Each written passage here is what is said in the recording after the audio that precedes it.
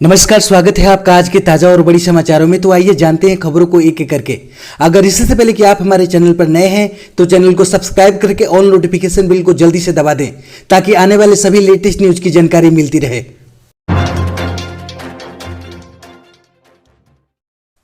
CM Mamata Banerjee का BJP पर हमला, कहा बीजेपी को पच नहीं रही है हार, बंगाल में हिंसा के लिए वही जिम्मेदार। जी हां, आपको बता दें कि पश्चिम बंगाल में चुनाव के बाद हिंसा का तांडव जारी है। रविवार सुबह से हुई हिंसा में अब तक 17 लोगों के मारे जाने की खबर है। बीजेपी का दावा है कि मरने वालों में से 9 उनके पार्टी के कार्यकर्ता थे। पार्टी ने हिंसा को लेकर टीएमसी के खिलाफ मोर्चा खोल दिया है। वहीं आरोप प्रत्यारोप के इस माहौल में बुधवार को बंगाल की नवनिर्वाचित मुख्यमंत्री ममता बनर्जी ने बीजेपी पर प्रदेश में हिंसा भड़काने का आरोप लगाया है। उन्होंने कहा कि भगवा पार्टी को अपनी हार पच नहीं रही है। चुनाव के बाद राज्य में हिंसा के लिए पूरी तरह से बीजेपी जिम्मेदार है। ममता बनर्जी ने बुधवार को टाइम्स नाउ से बातचीत के दौरान हिंसा को लेकर बीजेपी को जिम्मेदार ठहराया है। उधर राष्ट्रीय मानवाधिकार आयोग ने पश्चिम बंगाल के कई जिलों में चुनाव के बाद हिंसा के मामले सामने आने के बाद जांच का आदेश दे दिया है। केंद्र ने राज्य में विपक्षी कार्यकर्ताओं पर हमले की घटनाओं को लेकर सरकार से तथ्यात्मक रिपोर्ट सौंपने को कहा है।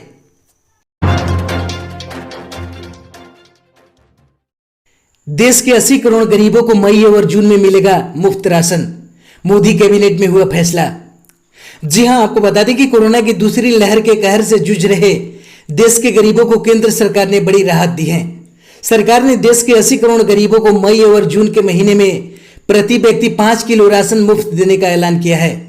बुधवार को केंद्रीय कैबिनेट ने राष्ट्रीय खाद्य सुरक्षा अधिनियम के तहत 79.88 करोड़ गरीबों को यह सुविधा देने का फैसला लिया। राज्यों को इस स्कीम के तहत गेहूं और चावल का आवंटन किया जाएगा। इस संबंध में खाद्य एवं सार्वजनिक वितरण विभाग की ओर से फैसला लिया जाएगा। कोरोना से निपटने के लिए लॉकडाउन लागू होने, मानसून की स्थिति खराब होने जैसे हालातों पर स्कीम को बढ़ाने का फैसला लिया जा सकता है। एक अनुमान के मुताबिक मई और जून में केंद्र सरकार की ओर से देश भर के कुल 80 लाख मीट्रिक टन राशन का वितरण किया जा सकता है। पीएम नरेंद्र मोदी की अध्यक्षता में हुई कैबिनेट मीटिंग में यह फैसला लिया गया कि कोरोना काल में पाबंदियों के बीच किसी भी गरीब को राशन की कमी का सामना न करना पड़े।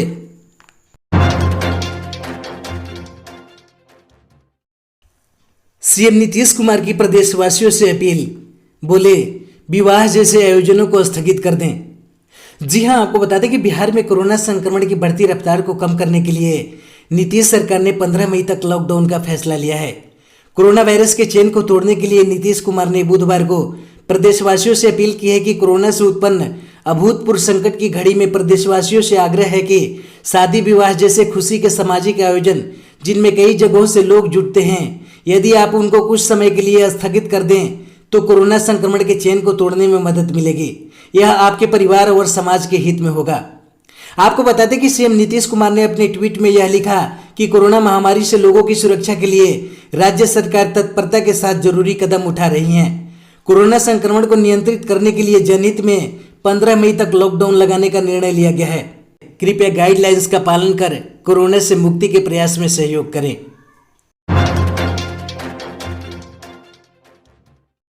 व्हाट्सएप की प्राइवेसी पॉलिसी पर रोक लगाने की मांग के बीच दिल्ली हाईकोर्ट ने केंद्र सरकार को भेजा नोटिस। जी हां, आपको बता दें कि दिल्ली हाईकोर्ट ने व्हाट्सएप की नई प्राइवेसी पॉलिसी के खिलाफ दायर एक जनहित याचिका पर बुधवार को केंद्र सरकार और सोशल मीडिया मंचों जैसे फेसबुक एवं व्हाट्सएप से जवाब तलब किया है। इस मामले में याचिकाकर्ता का तर्क है कि व्हाट्सएप अपनी नीति को जल्द प्रभावी बनाने वाला है। ऐसे में हाईकोर्ट व्हाट्सएप को निर्देश जारी कर इस पर रोक लगाएं। वहीं आपको बता दें कि व्हाट्सएप ने बेंच के समक्ष अपना पक्ष रखते हुए कहा कि व्हाट्सएप ने बेंच को बताया कि व्यक्तियों की निजी बातचीत उनके टू एंड एन्क्रिप्शन से सुरक्षित रहती हैं। ऐसे में प्राइवेसी प्रभावित होने का सवाल ही नहीं उठता। बहरहाल बेंच ने 15 मई को इस नीति को लागू करने के मद्देनजर इस मामले में सुनवाई के लिए 13 मई की तारीख तय की है, ताकि इससे पहले यह निर्धारित किया जा सके कि व्हाट्सएप की यह नीति जनहितकारी है अथवा इसके खिलाफ है। साथ ही याचिकाकर्ता के पक्ष पर भी स्पष्टीकरण मिल सके। अब केंद्र व सोशल मीडिया को इस पर जल्द जवाब देना है।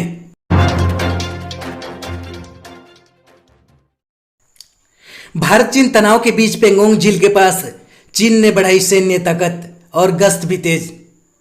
जी हां, आपको बता दें कि 11 दौर की सैन्य स्तर की बातचीत और कई राउंड की कूटनीतिक वार्ता के बावजूद चीन ने अपने गलत इरादों का पूरी तरह से परित्याग नहीं किया है।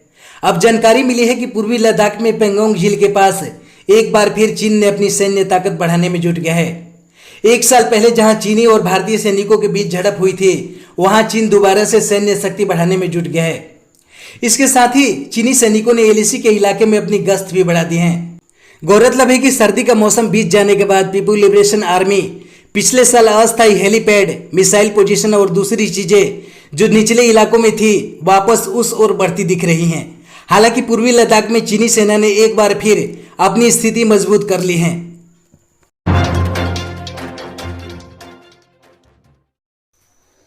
सोने में मामूली गिरावट के बाद चांदी की कीमत 70,000 के पार।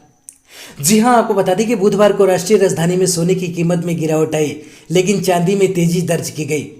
राष्ट्रीय राजधानी में पीली धातु 317 रुपये गिरकर 46,382 रुपये प्रति 10 ग्राम पर पहुंच गई। वैश्विक बाजारों में आई गिरावट से घरेलू बाजार में कीमत प्रभावित हुई है।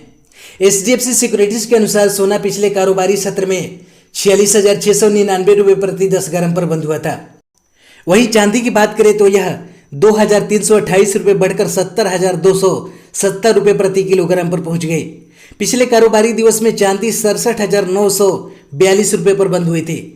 वहीं अंतर्राष्ट्रीय बाजार में सोना $1,776 प्रति औंस पर पहुंच गया, जबकि चांदी की कीमत $26.42 प्रति औंस पर रही।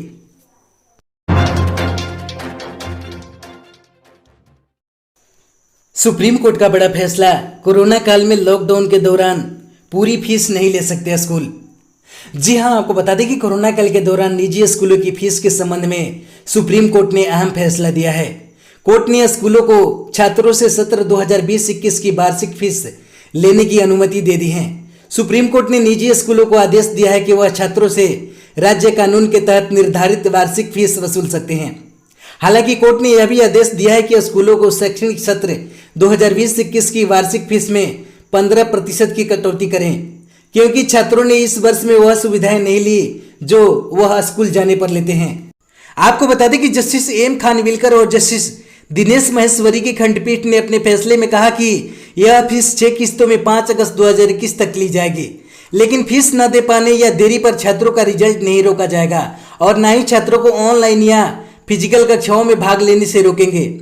सुप्रीम कोर्ट ने कहा कि जो अभिभावक फीस न देने की स्थिति में हैं, स्कूल उनके मामले पर विचार करेंगे, मगर स्कूल छात्रों के परीक्षा के परिणाम को नहीं रोकेंगे। देश को मिले और 3 राफेल, फ्रांस से हुए रवाना। जी हां, आपको बता दें कि अगले कुछ घंटों में भारतीय वायुसेना के खेमे में 3 और राफेल फाइटर जेट शामिल होने वाले हैं। भारतीय वायुसेना की ताकत बढ़ाने वाले युद्धक विमान राफेल की अगली खेप फ्रांस से रवाना हो गई हैं। इस खेप में 3 राफेल का अगला जत्था फ्रांस से भारत के लिए रवाना हो चुका है। फ्रांस में स्थित भारतीय दूतावास ने सभी पायलटों को सुगम उड़ान और सुरक्षित लैंडिंग की कामना की है। रास्ते में हवा में इनमें ईंधन भरने की प्रक्रिया को अंजाम दिया जाएगा। आपको बता दें कि नए विमान फ्रांस के स्ट्रेट से गुजरात के जामनगर पहुंचेंगे और इस यात्रा के दौरान फ्रेंच एयरफोर्स का मिड एयर रिफ्यूलिंग एयरक्राफ्ट उनके साथ होगा।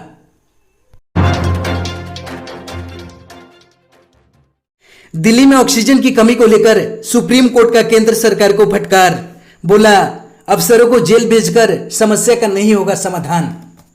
जी हां, आपको बता दें कि दिल्ली में ऑक्सीजन की कमी का मसला अब सुप्रीम कोर्ट पहुंच गया है।